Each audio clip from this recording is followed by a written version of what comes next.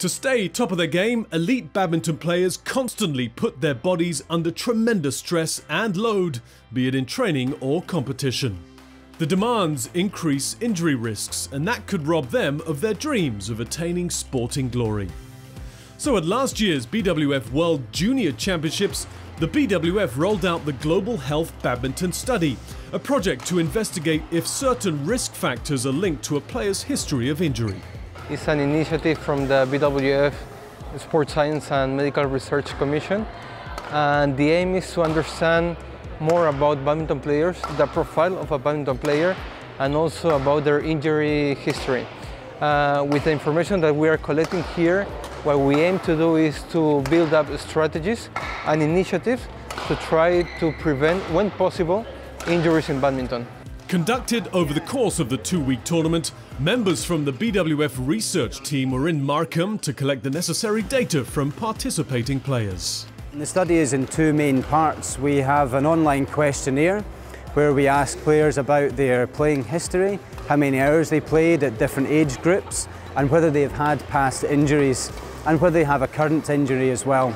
We also ask them about their sleep behaviours, because we know from other sports that sleep is of importance in relation to their overall health and well-being. The second part of this study is the physical examination. We are within a competition, so we can't ask the players to perhaps do everything that we might want to because their focus is on participating. But we're looking at range of motion of the shoulder, the hip and of the ankle, and some other tests as well to give us some information about the integrity of the shoulder and the hip.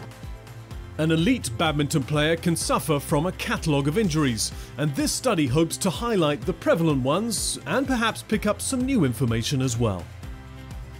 Lower extremity injuries are frequent in badminton players, and it depends a little bit about the age.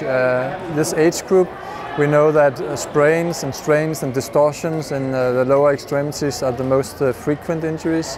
As I said earlier, they don't get Achilles tendon ruptures as often. It's a very serious injury for the older players, but mostly for the older hobby players.